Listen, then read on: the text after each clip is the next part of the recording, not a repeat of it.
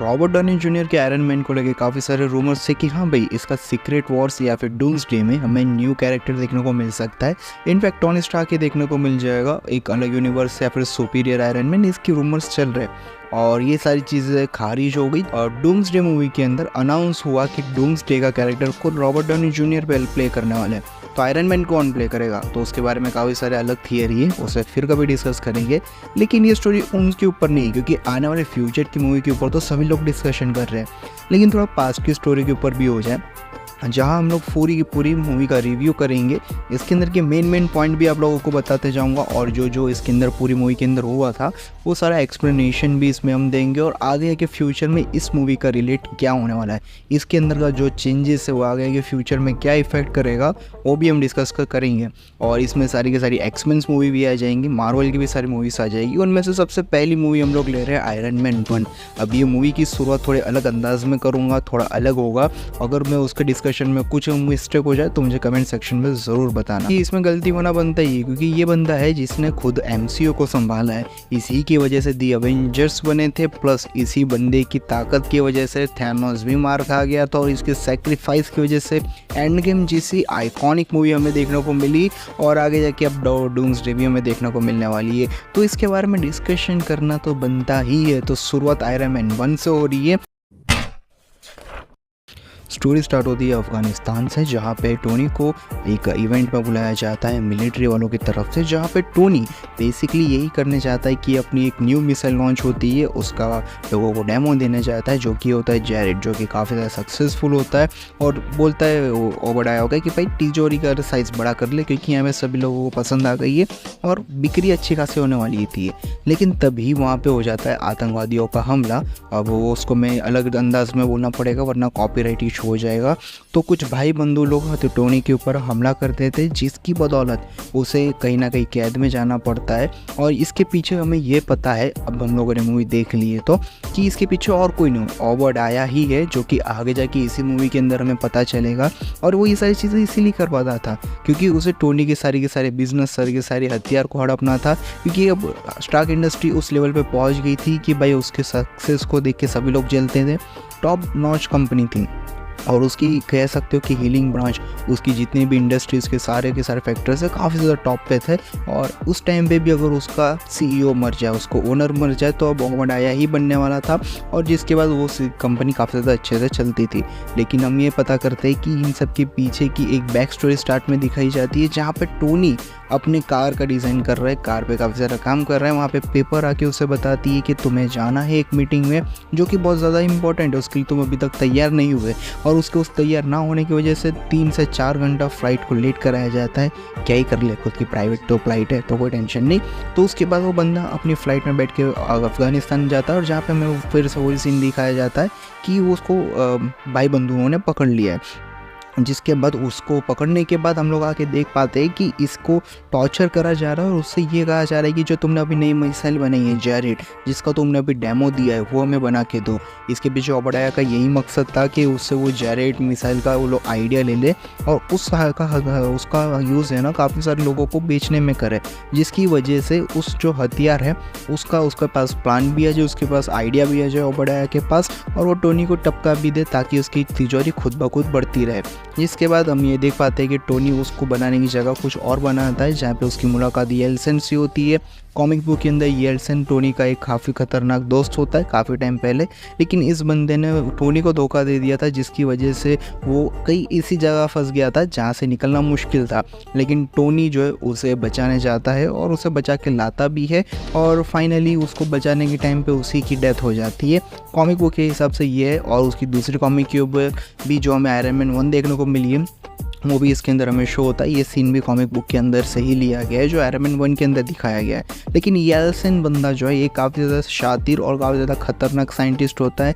In fact वो Tony Stark के events में भी काफ़ी बार जा चुका है एज अ गेस्ट, लेकिन उसे पता ही नहीं है क्योंकि ये बंदा आधे से ज़्यादा टाइम तो हाँ, जी पीने में ही गुज़ारता है तो लोगों की याददाश्त उसे पता नहीं होती है। उसके बाद हम देख सकते हैं कि इसने मार्क 1 बनाया। अब ऐसी जगह पे मार्क 1 बनाना, एक ऐसी जगह जहाँ पे तुम्हारे पास सारे के सारे सामान नहीं है, कुछ नहीं है, तुम्हारे पास सारा मटेरियल है, तुम्हारे पास जो उसे जिस तरीके से उसे इक्विप करना होता है उसका कोई सामग्री नहीं, वहाँ से एक ऐसा आइडिया लगाना जिससे उसे अपने बचने के लिए एक सूट बनाना पड़े, और वहाँ की उस टेक्नोलॉजी जो कि उसकी खुद की है उसका रीयूज़ करके उसने अपना खुद का आर्मर बनाया। और उस आर्मर को पावर देने के लिए उसने ना ही कोई बैटरी का इस्तेमाल किया ना ही कोई और चीज़ का, उसने यूज़ किया पैलेडियम का, जिसकी मदद से, जो कि उसके हथियार के अंदर मौजूद ही था, उसकी मदद से एनर्जी का एक ऐसा सोर्स बनाया जो कि उसके पूरे के पूरे ऑफिस को पावर देता था। मतलब कि आर्क रिएक्टर का बड़ा रूप जो कि उसके बाप ने भी कहीं ना कहीं बनाने में काफ़ी मदद की थी।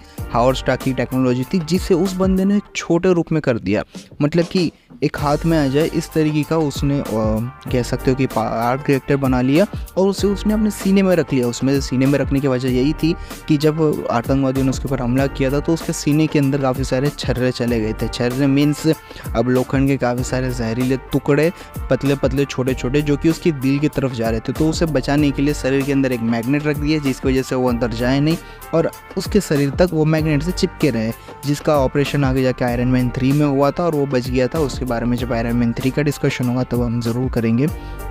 तो टोनी स्टार्क ने वहाँ पे ये सारी चीज़ें बनाई और वहाँ से भाग निकलने में काफ़ी ज़्यादा कामयाब हुआ। इसके पीछे हमारा येल्सन बंदा मर चुका था और काफ़ी सारे आतंकवादियों को भी उस बंदे ने मार दिया था। लेकिन इसकी सबसे इम्पोर्टेंट बात यह है कि मार्वल सिनेमैटिक यूनिवर्स में, मार्वल के यूनिवर्स के अंदर, MCU के अंदर यही वो गेम चेंजिंग पॉइंट था। ये वही पॉइंट था जिसके बाद अवेंजर्स एंड गेम बनी। अगर ये पॉइंट नहीं होता तो तुम सोच सकते हो कि हमें आयरन मैन जैसा आइकॉनिक कैरेक्टर नहीं मिलता, और आयरन मैन ही नहीं मिलता तो फिर मार्वल को फ्यूचर कहाँ जाता। और इसी वजह से आयरन मैन को गॉड ऑफ कह सकते हो कि MCU किया जाता है। और ये बंदे की इतनी डिमांड है कि उसकी डेथ के बाद भी पब्लिक कह रही थी कि भाई इसे आना चाहिए, जिसकी वजह से डूम्स के अंदर उसे लेके आया जा रहा है। और इनफैक्ट कहा यह भी जा रहा है कि उसका AI वर्जन कह सकते हो कि जो उसका कॉमिक्स बुक में दिखाया गया वो कहीं ना कहीं उसकी बच्ची मतलब मॉर्गन स्टार्क बनाएंगी और इन फ्यूचर हमें वो देखने को मिलेगी। अब ये थोड़ा फ्यूचरिस्टिक फॉर्मूला में चला गया था क्योंकि वो थोड़ा बहुत डिस्कशन में आता ही रहेगा। लेकिन हम लोग वापस स्टोरी के ऊपर बढ़ते हैं, जहाँ पे वो बच के वहाँ से निकलने के बाद एक रिसर्च टीम उसको रिसर्च कर रही थी कि टोनी आखिर कहाँ है, उसे किसने पकड़ लिया। जहाँ पे टोनी भैया आ जाते हैं और उसे बचा के लेके चले जाते हैं, जहाँ पे वो पहले अनाउंसमेंट करने जाता है कि भाई मैं स्टार्क इंडस्ट्री की हथियार निर्माण संस्था बंद कर रहा हूँ। अब कोई भी हम हथियार नहीं बनाएंगे और किसी को भी नहीं बेचेंगे, जो कि उसकी पूरी इंडस्ट्री का सबसे बड़ा फैक्टर था, जो कि उसे सबसे ज़्यादा प्रॉफिट देता था और पूरी की पूरी यूनिवर्स में, पूरे वर्ल्ड में उसे ही सबसे ज़्यादा टॉप पे रखा था।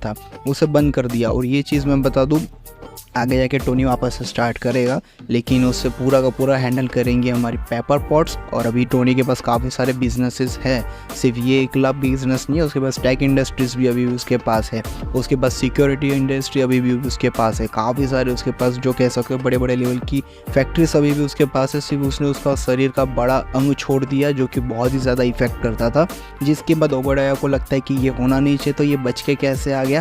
पहली चीज़ तो इसको पास इसने बचा कैसे वहाँ से, क्योंकि खतरनाक जगह थी, उसका पता किसी को नहीं था।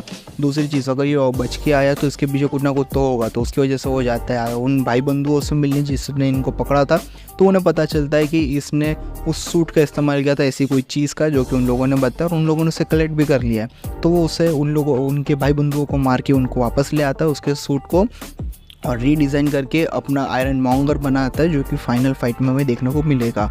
जिसके बाद इस बंदे ने इतनी हद पार कर दी कि उसने उसको पावर देने के लिए टोनी के शरीर में से उसका आर्क रिएक्टर निकाल के लेके आ गया और उसे मरने के लिए यूं ही छोड़ दिया। लेकिन अब थोड़ा मैं फ्यूचर में चला गया हूँ, मतलब थोड़ा सा आगे चला गया हूँ, सॉरी, मैं वापस आ जाता हूँ।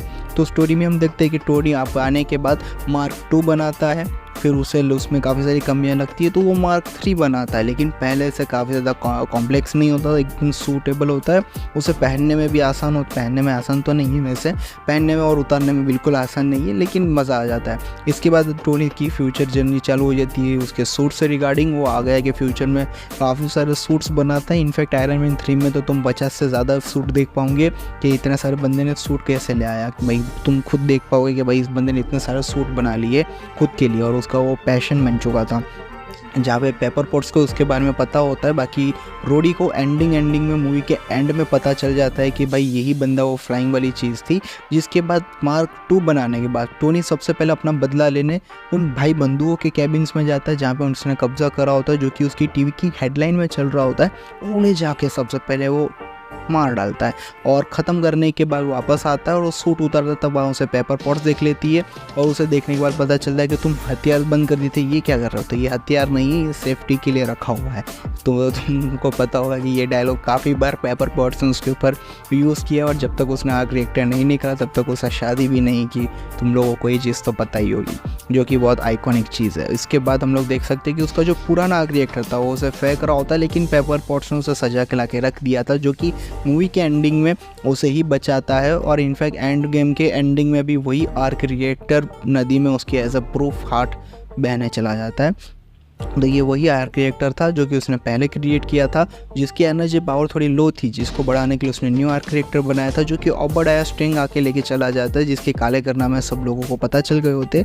और फाइनल फाइट में हम iron monger versus iron man देखते हैं, जहाँ पे आयरन मैन पेपर पॉट्स को कहता है कि जो हमारा आर्क रिएक्टर है उसे ओवर हीट कर दो, ओवर पावर डोज दे दो, जिसकी वजह से वो ब्लास्ट होगा, जिसकी वजह से दोनों की तो डेथ हो जाएगी, टोनी की भी और ओबडाया की, लेकिन कम से कम आयरन मॉन्गर तो मर जाएगा। जहाँ पे टोनी का अंदाज़ा तो सही था, लेकिन कहीं ना कहीं जार्विस और उसके सूट ने उसे बचा लिया था, क्योंकि उसका जो सूट था उस लेवल का खतरनाक सूट था कि उसके शरीर को उसको जो ऊर्जा है उसको पहुंचने नहीं दिया।